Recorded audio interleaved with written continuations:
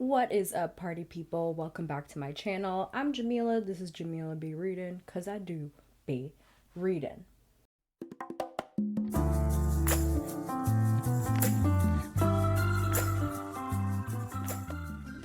Alright, so today's video is going to be a wrap up for IndigAthon. I finished up all of the books that I was planning on reading for IndigAthon a little bit early, so I decided I would film a separate wrap up video from my usual It's a Wrap Up at the end of the month, just so that, it wouldn't be too long at the end, because I did read some other books outside of the books I was reading for IndigAthon. Also, the month is not over yet. There's still about a week and a half left, so who knows what I'll read. So that'll be the next video, or not the next one, but that'll be at my it's a wrap up at the end of this month. But for today, we're going to be talking about all the books that I read for IndigAthon, and it was mostly a success. I'd say there's only one book that I was kind of about, but for the most part, I really enjoyed everything that I read, so let's hop into it. So, the first book that I read for IndigAthon, something that I could honestly just sit here and sing praises for endlessly, is A Lat's Away by Darcy Little Badger. This is a young adult, or like a younger young adult book. This is set in a alternate world, an alternate US, where magic and legends and different knowledges of different people, some indigenous to the US and some not, have shaped the world, have shaped the history. And so there is just magic all around. There's vampires. It's really casual. The story follows our main character, A Lat's Away, also known as Ellie, to her family and friends. She has the ability to raise ghosts, and this is a skill that's been passed down through generations of her Lipan Apache family. The bulk of this story is following Ellie in the aftermath of her cousin's death. She is trying to figure out who killed him. Actually, she does know who killed him, so she's trying to figure out why, and she's trying to gather evidence and proof that this particular person is the one who killed her cousin. And so she works with her family and her best friend, and they go to this town, this weird small little town in Texas called Willoughby. And there's a lot of weird and strange things that are happening with this town, so that's also a part of the mystery. This is just fantastic. This was so good. I gave this 5 out of 5 stars. Honestly, like, I could read about Ellie and her family and her friends and her adventures forever. I really hope that there's going to be more books about her. I don't know if it's intended to be a series, but I would definitely read it if it was. I loved Ellie as a character. I think she's very clever. I think she is smart and headstrong, but she really respects her traditions and her elders, which I just thought was really refreshing to read in a young adult novel.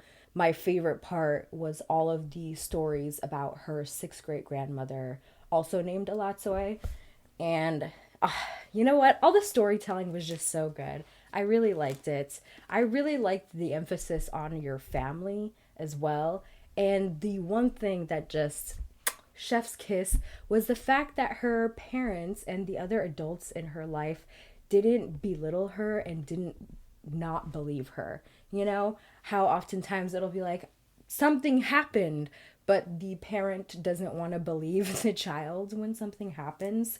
And that's always just so frustrating, but there's just immediate, like, belief in Ellie when she tells them, like, I know who killed my cousin, and they work together. And that was also really refreshing, is that almost always when there was some sort of big occurrence happening in regards to the mystery or trying to solve the mystery, there was an adult present, which was just really nice, because so often in young adult novels, they're going off and traversing into these very dangerous circumstances by themselves, which, I guess makes sense in the context of the story, but, sometimes I'm sitting here, as of age, the motherly instinct has kicked in, I guess, and I'm just like, why are these kids out here by themselves doing these dangerous things? So it was really refreshing to see, adults present and working. And, there was only one instance where Ellie and her friend kind of ran off to go do something on their own, and she was immediately like reprimanded, not harshly, but was just like, you shouldn't have done that, like you need to have us with you or something like that. But this was fantastic. This was so good. I honestly cannot wait to reread this. Like, I feel like I immediately wanted to reread this after I finished it. But, whew, so good. Highly, highly recommend. So the next book that I read for IndigAthon was Empire of Wild by Sherry DeMaline. And this is a horror-ish story, a horror thriller following Joan, who is searching for her missing husband. The night of their very first big argument, he disappears, and it's been over a year, and Joan is still searching for her husband while everyone around her is telling her to give up, or that, maybe he just left, or all of that stuff. So one day when she is at a Walmart parking lot, she comes across one of those traveling born again Jesus Christian camps or something like that. So she, out of curiosity, goes in and discovers that the pastor is her husband, or at least looks very much like him. But, his hair is cut, he's dressed very differently, and he doesn't seem to recognize her. So she is trying to figure out what is going on. She's very suspicious of the main person who is running this group. And so, yeah, it's pretty much, again, another kind of mystery-esque thriller. And it also takes influence from the Métis community in Canada. It also draws influence from the Métis story of the Rougarou, which is a wolf man type of creature that is, lurking and will snatch you if you're not careful. And so that is what Empire of Wild is about. And when I first finished this book, I was not quite sure how I felt about it, and I think ultimately I land on giving this book 3.75 stars. I did really enjoy this book. It has a very meandering storytelling vibe, and I don't know that that's something that people would necessarily like if you are someone who enjoys kind of more linear storytelling. This really does meander, goes back in time, comes forward, goes to different perspectives, and sometimes you're not quite sure how that pertains to what's going on, but ultimately it does kind of come together, and I really enjoyed that kind of storytelling. I like the emphasis on the community and family. I felt very engaged while reading this story. There was kind of a vague feeling of unease the whole time, which I liked, so I did like it, but I think what fell kind of flat for me was the ending, and in particular the ending resolution. I just don't really know what happened. It felt kind of rushed, and it felt unsatisfying, and I do understand that sometimes endings are intentionally unsatisfying, but where it really lost me is that I just don't quite understand how things resolved. I'm not going to give spoilers, but if you've read the book, maybe you know what I'm talking about. Things just kind of came together really quickly. So that was kind of my issue with it, but overall, I really did like it, and I think this is something that I do want to reread. Again, just because I'm feeling a little confused by the ending, maybe I just need to read it a little bit more closely, but yeah, those are my thoughts on that book. The next book that I read was Heartbeat Braves, and this is a rom-com, a romantic comedy story, and this was also the group book for IndigAthon. And this follows Rayanne and Henry. Okay. It follows Rayanne and Henry. So Rayanne has been working at the Crooked Rock Urban Indian Center for a while. She is very on top of her shit, very organized, kind of type A personality. And so the Crooked Rock Urban Indian Center has been kind of struggling with funding and programming. So they're kind of on the verge of being shut down. So one of the new board members brings in his nephew, Henry, who is kind of just vibing out. He doesn't really have a lot of life plans going for him right now. So he conspired with Henry's mother to get him this job. He doesn't really want it, but he figures maybe having new a new person in this space would maybe help revive the center. So he comes in and instantly Rayanne and him clash, and it's kind of like classic enemies to lovers type of situation. I thought it was cute. I really liked that the romance was, I mean, obviously the romance was the main story, but there was other parts like focusing on the center and hoping that it was going to last. There's a plot line where they were planning on moving to a different space. And so, yeah, I feel very invested in these characters and the center. And I'm definitely going to read the other books in this series because, I feel like the author did a good job of making all of the other side characters really like unique and likable. So I'm interested in following their journey because I know they are going to be like the main romance leads in the next books. So yeah, kind of short, but it was a short book. I don't really have that much to say about it, but it was cute and I'm into it. And y'all know I love romance, so not really surprising. So the next book that I have here is Race to the Sun by Rebecca Roanhorse. This is a middle grade book under the Rick Riordan Presents imprint via Disney, and this is a story that follows Najone Begay, who is a 7th grader. She is able to detect monsters, and one day she sees this monster at her basketball game and gets distracted. It's a whole kerfluffle, but when she goes home to have dinner with her dad and his new potential boss, that new boss ends up being the monster that she saw at her basketball game. So things happen and her father ends up getting kidnapped, and he leaves a message for her and her brother Mac saying to run.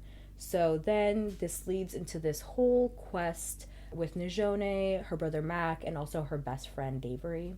And so they go on this adventure to try and save her father and defeat this evil monster and save the world. Very classic fantasy, Rick Riordan type of vibes. So I went into this thinking that I was gonna like it. Obviously I'm a big fan of Percy Jackson growing up, and I think that is something that kind of does, despite the nostalgia, I think it does hold up.